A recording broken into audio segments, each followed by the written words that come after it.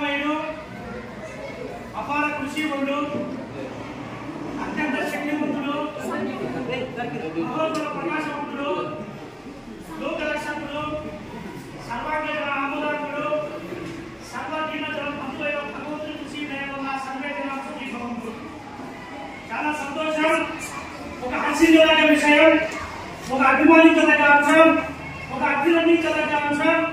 ఈరోజు సిరివేల మండల కేంద్రంలోని మన చదువుకున్న స్కూల్ అయిన జిల్లా పరిషత్ హై స్కూల్ యొక్క ఆవరణలో నూతనంగా తెలుగుదేశం వల్ల స్కూల్ యొక్క యాజమాన్య కమిటీ చైర్మన్ మరియు ఉప చైర్మన్ కు, తర్వాత ప్రతి క్లాస్ రూమ్ నుంచి 3 డైరెక్టర్లకు ఏర్పాటు చేసుకున్న తర్వాత పదవి ప్రమాణ స్వీకారానికి చేయబడ్డ ఈ సమావేశానికి అధ్యక్షత వహించిన పెద్దలు, స్కూల్ ఇన్ఛార్జ్ హెడ్ మాస్టర్ అయిన ఇబ్రాహీం సార్ గారు, తర్వాత మిగతా టీచర్లు, గ్రామ ఉప సర్పంచ్ అజీజ్ సార్ గారు, ప్రస్తుత వార్డు మెంబర్ నా సోదరుడు మున్నా అబ్దుల్ బాషా గారు, సోదరుడు ఇబ్రాహీం గారు, సోదరుడు వచ్చేసి షబీల్లా గారు, మిత్రులు, పెద్దలు, తర్వాత నూతనంగా ఇటీవల కాలంలో అందరినీ మెప్పించి ఒప్పించి చైర్మన్ నా చెల్లెలు నాగరణ సమయం గారు, తర్వాత డైరెక్టర్లందరికీ ప్రతి ఒక్కరికి పేరు పేరున హృదయపూర్వక నమస్కారాలు తెలియజేసుకుంటూ ఈ అవకాశం నాకు దొరకడం అనేది నేను ఒక అదృష్టంగా భావిస్తా ఉన్నాను.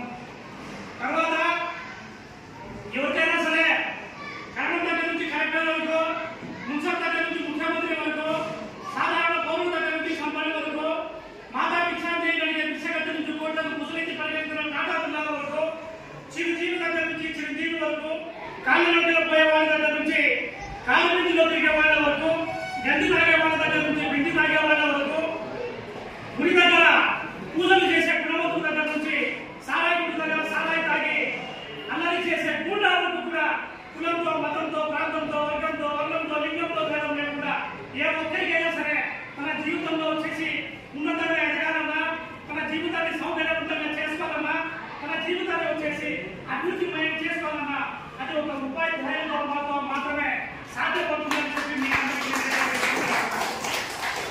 తర్వాత ఒక దారం వచ్చేసి లోపలిపై మాట్లాడితే పక్షులకు ఆకాశం సురక్షితం, చేపలకు నీళ్లు సురక్షితం, మృగాలకు గుహలు సురక్షితం, ప్రజలకు పిల్లలకు బడి సురక్షితం అని చెప్పి మీ అందరికీ నేను తెలియజేసుకుంటా ఉన్నా.